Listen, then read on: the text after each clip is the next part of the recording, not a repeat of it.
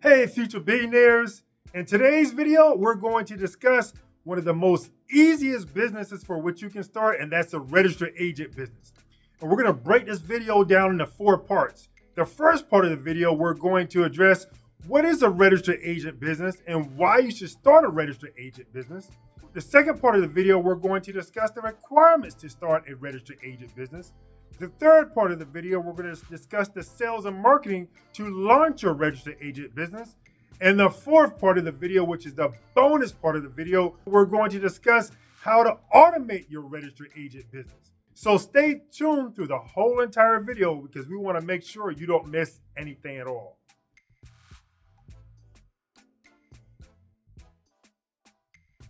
A registered agent is an individual or company that accepts all legal notices and tax notices on behalf of another company.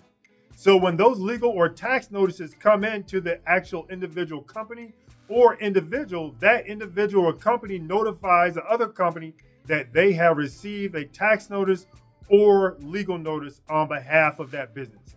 The reason why companies elect to actually sign up for registered agent services because they don't want to be served with legal or tax notices in front of their customers, in front of their employees, or even family members. So that's why companies elect to pretty much utilize registered agent services. Businesses should never elect to pretty much utilize themselves as a registered agent when pretty much signing up for their LLC or corporation paperwork, because what happens if you sign up as a registered agent on behalf of your company will then be served with legal and tax notices in front of the customers, in front of the employees. So that's why you should always outsource and utilize registered agent services to protect your company's image.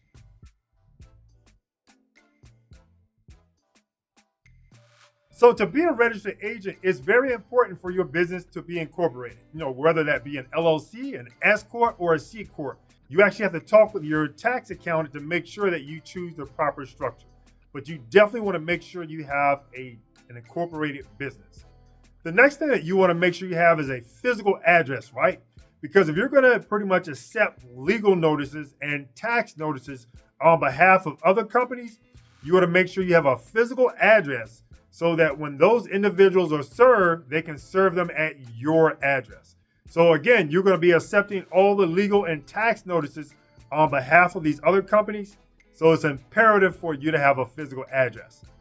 The third thing that you want to make sure you have is to have the proper insurance to cover your business.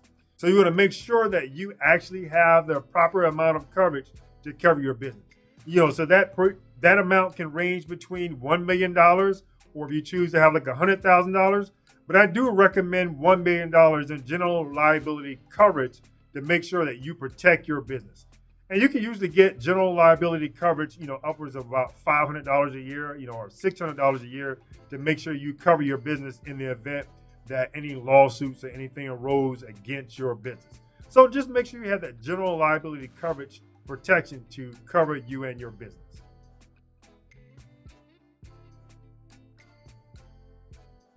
Now, one of the best ways to perform sales and marketing for your business is to go on your Secretary of State's website and identify the list of businesses who do not have registered agent services. And how you do this is that if you notice on your Secretary of State's website, there are businesses who actually have the founders of the business who are also listed as the registered agent. That's a key identifier to let you know they do not have registered agent services. These are individuals who are not knowledgeable about the process by which they should not be listed as a registered agent, because what that simply means, they're going to be served with a lawsuit in front of their customers, in front of their staff members, and in front of their family members. So remember, we talked about that in the earlier part of the video. So you can identify these individuals who are listed on the Secretary of State's website, who have their name as the founder or originator of that business, and also they're listed as the registered agent. So what you want to do, identify email contact or a physical address and just mail them correspondence or communication to let them know that you have a registered agent business and you want to protect them from being served against any type of lawsuit or tax notices for their business. The other strategy that you want to do is utilize social media to market your business, right? utilize Facebook, utilize Instagram, utilize TikTok, even utilize YouTube. When you get down to YouTube, what you can actually do is create a video for your business that does the sales and the marketing for you guys. Definitely, I would recommend creating YouTube videos to let them know about your registered agent business, because that's going to get you ongoing traffic as individuals come to watch your video. So I would encourage you to definitely create the YouTube video to market your business.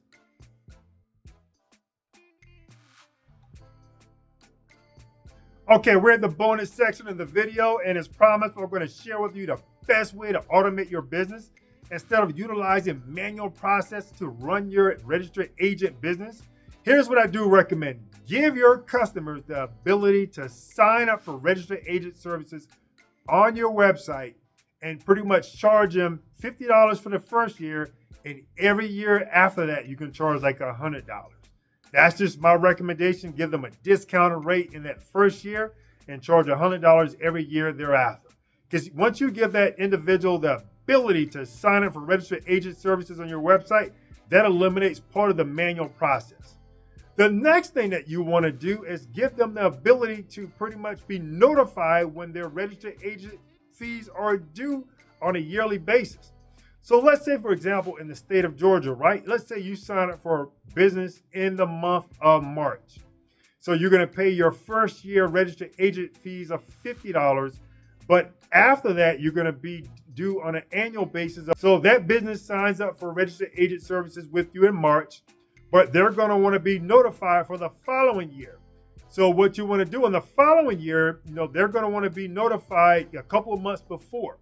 So although you sign up for business services, registered agent business services in March, that following year, you're going to need to notify them in December that their registered agent services is becoming due, because in the state of Georgia, it is on an annual basis that their paperwork will need to be updated to let the state of Georgia know that you're still serving as their registered agent, because there's an annual filing requirement that that business has to do on an annual basis with the state of Georgia, letting them know the updates on their business, and that includes the registered agent services.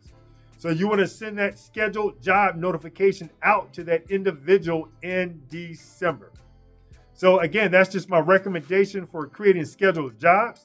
The third piece that you want to actually take a look at is pretty much offering upsells, right? And the upsell for your business can actually pretty much do the annual filing for this business.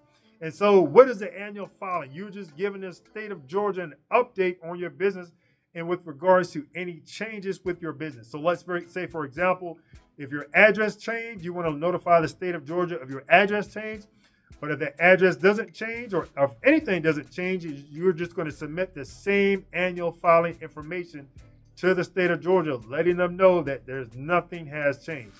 And you can offer, to charge for that. Now, of course, it is a simple, easy thing for that business to do, but some businesses may want you to actually perform the annual filing services for them. So you can charge anywhere between $150 to $200 to do that for that business. So again, that's just a recommendation to offer the upgrade. Now, there are other upgrades that you can offer to that business. This is a simple, easy business for you to perform. You just think about if you get hundreds and hundreds of clients, and again, you're just pretty much notifying these individuals of any tax filings or legal notices that they receive. You're going to pretty much offer that ability in the back-end platform and notify them via email that they receive a legal or tax notice for their business, guys. That's the best way to do it for the notification process. And that way you can upload the actual tax notice or legal document in the back-end portal for that customer to obtain and view. Hey, so if you enjoyed today's video, like our video, subscribe, and we'll see you in our next upcoming video release.